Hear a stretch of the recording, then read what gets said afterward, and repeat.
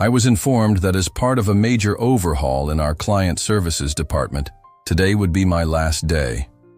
The announcement landed in the sleek conference room like an unwelcome smell. I stared at Blake Carter, the new managing partner who had joined Carter & Associates only 8 months back. His face showed a practiced mix of corporate regret and cool professionalism. "After 25 years, remember, business isn't personal," he said as he slid a neat folder across the glossy table. Human Resources had set up a severance package that included 2 months' salary along with benefits extended until the end of the quarter. Emily from HR sat beside him, nodding sympathetically while carefully avoiding eye contact. She explained that the restructuring was hitting several departments and assured me it wasn't about my performance. At 58, I was the longest-serving member of client services, and my salary reflected decades of hard work. The same work that had helped build Carter & Associates from a scrappy legal consultancy into an industry leader. When I asked if James Franklin, the founding partner who had personally hired me 25 years ago, was aware of what was happening, Blake's jaw tightened. "All the partners were involved in the decision," he said evasively. James had been in London for 3 weeks, busy negotiating our expansion into Europe. "Best of luck with your future," Blake added with a smile that never quite reached his eyes. "Security will now escort you to clear your desk." It was all part of standard procedure, a protocol I'd even helped write years ago. I used to be Tara Evans, the senior director of client services at one of Boston's top legal consulting firms, Carter & Associates. I had devoted my career to forging genuine connections with our clients, getting to know their needs, anticipating their concerns, and making sure they felt truly valued beyond just billable hours. In an industry where many firms were seen as interchangeable, I made sure our clients saw us as indispensable. Now, I was being cast aside like an outdated manual, left with nothing but a folder and a string of empty platitudes to sum up 25 years of dedication. As the security guard hovered awkwardly by my desk, I carefully packed up my personal items, photos with clients at charity events, thank you notes from families we'd helped through complex restructurings, and even the crystal paperweight that James had given me on my 20th work anniversary. Then my phone buzzed with a text from Nicole Adams, the CEO of Adams Health, our largest client. Nicole had heard unsettling rumors about changes at the firm and urgently wanted me to call her before our quarterly review. I looked up to see Blake watching from his office, already on the phone and no doubt scrambling to manage the fallout. None of them seemed to grasp that genuine client relationships can't simply be transferred in an email or reassigned in a spreadsheet. They're built on trust, consistency, and personal connection. And with that, 25 years' worth of those bonds was suddenly severed. I joined Carter & Associates in 1998, when we occupied only half a floor in a modest office building and had just 17 clients. James was 42 back then, full of ambition and determined to create a consulting firm that valued client satisfaction over mere billable hours. "Numbers speak the language of business, but relationships are what really matter," he told me during my interview. While others hustled for high-profile projects and office politics, I focused on becoming indispensable to our clients.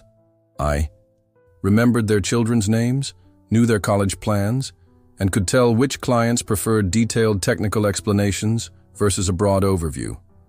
I tracked company milestones, leadership shifts, and strategic changes so we could anticipate needs rather than just react. "You're our relationship architect," James told me at my 20th anniversary celebration, praising the foundation I'd built for everything we did. Under James's leadership, the firm had grown steadily. But things began to shift 2 years ago when outside investors were brought in to drive expansion. New partners with Ivy League MBAs and aggressive strategies started taking charge, putting efficiency metrics ahead of genuine client care. Blake Carter, with his slick presentations and relentless focus on the bottom line, became the most assertive of these new faces.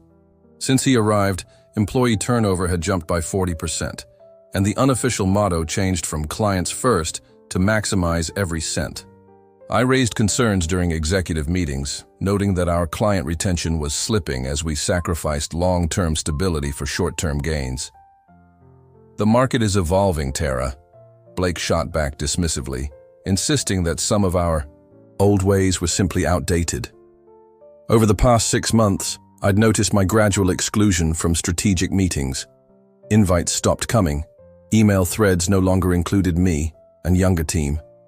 Members were assigned to key accounts as secondary contacts without any consultation. I assumed that my deep institutional knowledge and strong client bonds would safeguard my role. After all, I managed accounts responsible for over 60% of our annual revenue. Nicole Adams alone brought nearly $4 million each year and had explicitly said she wanted me as her primary contact. Yet lately, I sensed something far more ominous. Just last week, I overheard Blake on the phone saying, "The restructuring was an opportunity to cut away the old baggage because their retirement packages would eventually cost millions." I should have seen it coming. After 25 years, I'd foolishly believed that loyalty still held weight. The sting of being escorted out like a security risk still lingered days later. Alone in my apartment, surrounded by job listings and unanswered texts from former colleagues, my LinkedIn profile suddenly exploded with views. Being fired has that odd way of making you interesting. Then my landline rang, a rarity these days.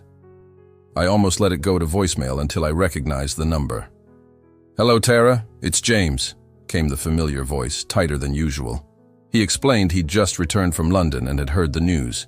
He made it clear he hadn't signed off on my termination. A mix of relief that James hadn't approved it, anger that it happened anyway, and a deep sense of betrayal that he hadn't come to my defense despite our long history washed over me. "Well, it is what it is," I replied evenly. Blake said all the partners were consulted. James's frustration was evident as he explained that they had waited until I was overseas dealing with EU regulations, and the executive committee had rushed the decision on an emergency basis to boost quarterly projections before an investor meeting. "After 25 years, I deserved more than a 10-minute meeting and a security escort," I said. "You deserved better too," James agreed. "I want to make things right. What if I bring you back?" he suggested, calling it a simple misunderstanding or a communication error. "It's not that simple," I interrupted, making it clear that I was seen as disposable. "A bit of old baggage," as Blake had put it. The silence on the other end confirmed that James understood the stakes. In our corporate world, being undermined by your own leadership is a death sentence for effectiveness. "Not really," he admitted. "I'm sorry, Tara. This firm was built on the relationships you created. How will those relationships be maintained now that you're gone?" He continued, explaining that Blake had reassigned my accounts to junior partners. Sophie Turner was now handling Adam's health. I couldn't help but let out a bitter laugh, recalling how Nicole had clashed openly with Sophie just last year over her overly aggressive, impersonal style. Good luck with that, I thought. After the call ended, I watched notifications start flooding my phone. Clients were reaching out. Not just Nicole, but Oliver from Archer Pharmaceuticals, Mia from Summit Financial, and even the entire executive team at Westview Industries were buzzing about my departure. I hadn't reached out to any of them. I was too professional to badmouth my former employer. But clients share news. They belong to the same circles, sit on the same boards, and attend the same events. Soon the doorbell rang and a courier handed me a thick envelope. Inside was a formal letter from Rachel Miller, the top headhunter in Boston's consulting scene, along with a handwritten note that read, "Heard about what happened at Carter and Associates. Several firms are interested in your client list. Dinner tomorrow?" I set the letter aside, recalling Blake's smug expression as he fired me. I wasn't planning to take revenge on Carter and Associates. They had already done that to themselves. The next morning, my phone rang at 7:38 a.m. "Tara, don't tell me you're really gone," Nicole demanded without any pleasantries. "I'm afraid I am," I replied while stirring my coffee. "Restructuring," she snapped. "I've worked exclusively with you for 12 years. Sophie emailed me yesterday introducing herself as your new relationship manager. And that woman even tried explaining my own business model to me last year. I chose my words carefully.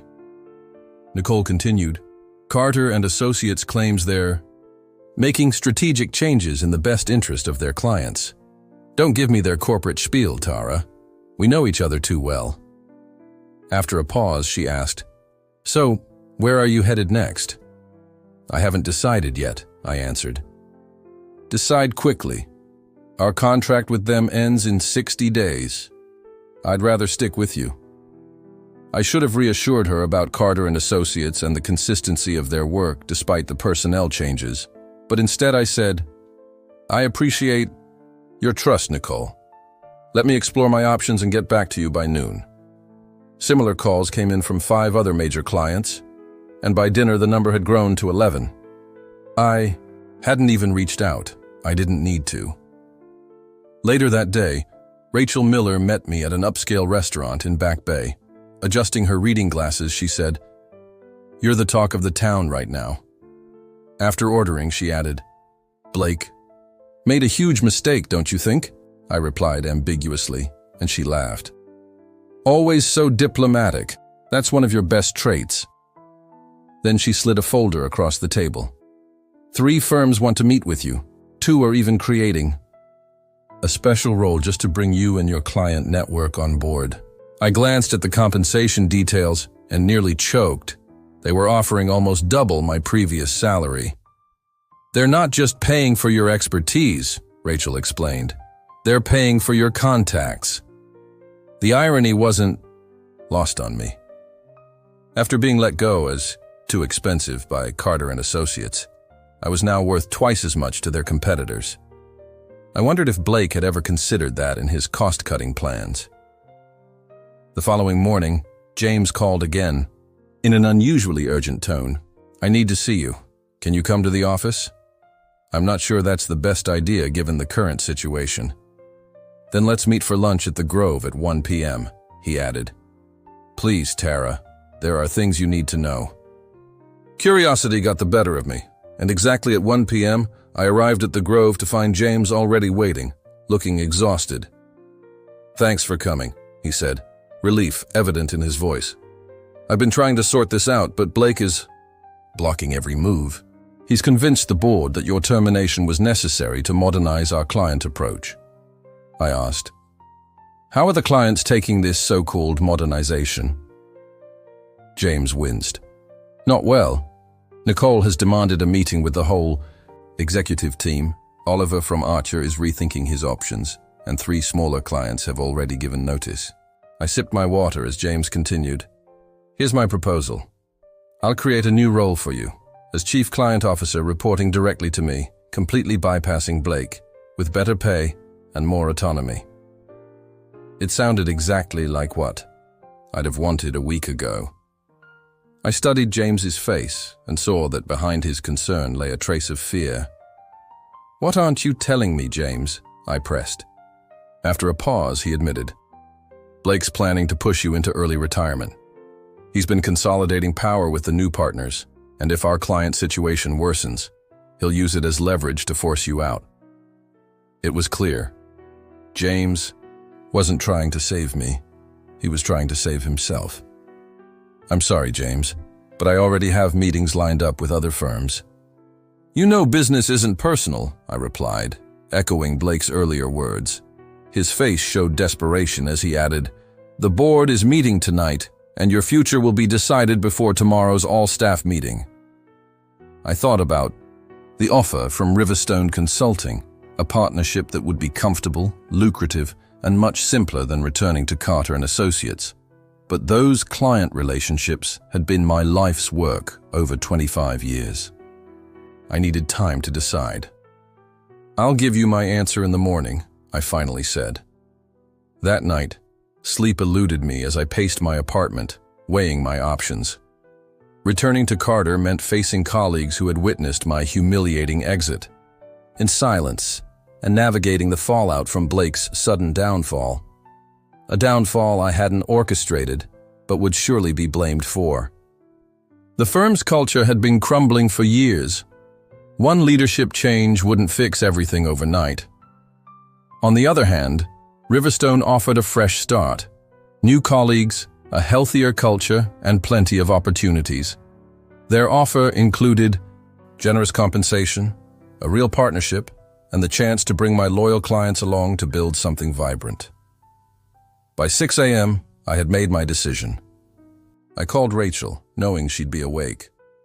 "I'm going with Riverstone," I told her. "Smart move," she replied. "I'll let them know. They're going to be thrilled. There's just one more thing I need from you," I added, outlining my condition. Rachel listened, then laughed. "Tara, I love it. I'll pitch it to them first thing in the morning." At 8:45 a.m., I walked into Carter & Associates for the first time since my firing. The receptionist's eyes widened. "Tara, are you here for the old staff meeting?" she asked. "Yes, James is expecting me," I replied. The conference room was packed. Partners who normally dialed in had flown in from across the country, and junior staff crowded the walls. James stood at the front, flanked by board members, while Blake was noticeably absent. A hush fell over the room as I entered. James's relief was plain to see. "Thank you all for coming," he began. "As you know, we're facing serious client concerns following recent staffing changes." His eyes flickered toward me. "I'm pleased to announce that Tara Evans has agreed to return to Carter & Associates as a full equity partner, leading our newly established client services division." Murmurs spread through the room as James raised his hand for quiet.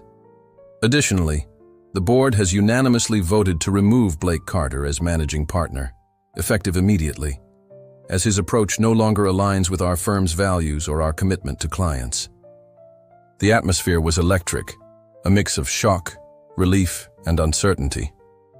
"Tara, would you like to say a few words?" James invited, gesturing me forward. I caught a subtle thumbs up from a colleague at the back as I looked at the expectant faces. Some hopeful, some wary. "Thank you, James, for the opportunity. However, I must clarify something important. I'm not returning to Carter & Associates." James's face froze in confusion, and several board members exchanged alarmed glances. "I'm pleased to announce that I have accepted a partnership with Riverstone Consulting, which has just finished acquisition talks with Capital River to take a controlling interest in Carter & Associates." The room exploded with shocked murmurs. James looked as if he'd been struck. "The transition will begin next week," I continued once the noise subsided. "Riverstone has assured me that they value the institutional knowledge and client relationships built here, and there are no plans for mass layoffs or further restructuring unless absolutely necessary." James stepped forward. "Tara, what have you done?" he demanded. "I haven't done anything reckless, James. Riverstone has been eyeing an expansion in Boston for years.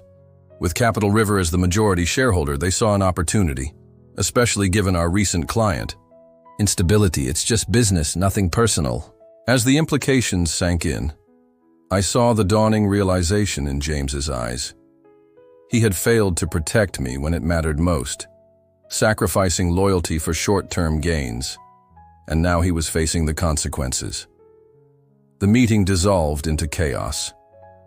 As I walked out with my head held high, my phone buzzed with a text from Nicole. "Just heard the news. Dinner tonight to discuss Adam's Health's future with Riverstone." I smiled as I stepped into the elevator. I hadn't sought revenge, but somehow justice had found its way. The next day, a major business journal broke the story. The headline read, "Consulting Shakeup. Riverstone acquires Carter & Associates after major client exodus." The article detailed how the departure of a key senior executive had triggered an unprecedented client revolt, destabilizing the firm enough to force the acquisition. My name appeared only once, buried in the 15th paragraph. Tara Evans, former Senior Director of Client Services, has accepted a partnership at Riverstone and will oversee the integration of Carter & Associates client portfolios. It was a clinical summary of what was really a seismic shift in power. In just 3 weeks, I had gone from being fired to controlling the future of the very firm that had let me go. Integration planning started immediately. I worked out of Riverstone's offices, poring over organizational charts and client lists from both companies. Every day, former colleagues from Carter would drop by, some seeking reassurance about their positions, others simply recalling how much they'd always respected my work or disagreed with Blake's decisions. A week after the acquisition announcement, James called me in a tone that was almost accusing. Sitting across from him, he looked as though he'd aged a decade in just 20 days. "You set this in motion, didn't you?" he said, not as a question, but as a statement. "No, James.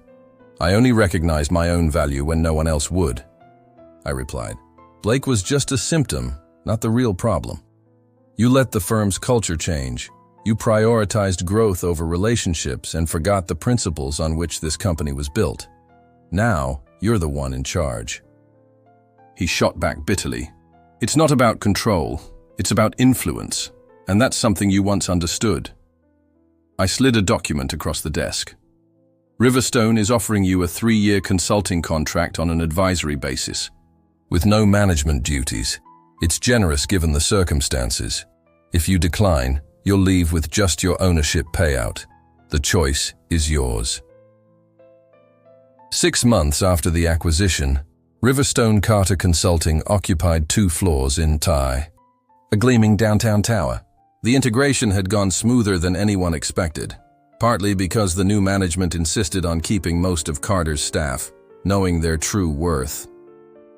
Meanwhile, Blake ended up at a smaller firm, his reputation in ruins after the spectacular collapse he'd caused. James had accepted a consulting role, though our interactions remained strictly business. The wound of his failure to protect me over 25 years would never fully heal. In my new corner office, I reviewed the quarterly numbers with a satisfaction I'd never allowed myself before. Client retention during the transition had exceeded 95%, and the few clients who'd left in the initial uproar had already come back. Our combined revenues were up 23% year over year. My assistant knocked and announced, "Nicole is here for lunch." Nicole arrived, looking as polished as ever in a tailored suit, and congratulated me on the quarterly results.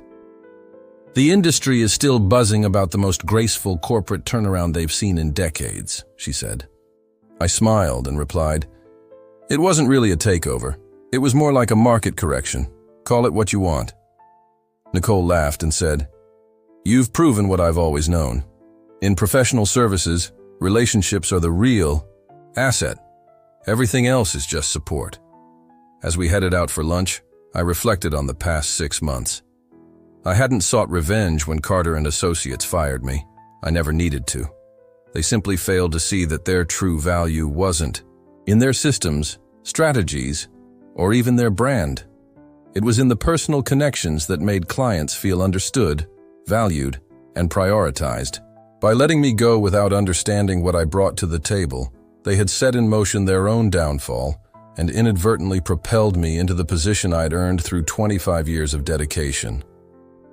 Sometimes, justice isn't about taking action. It's about having the patience and quiet confidence to know your own worth.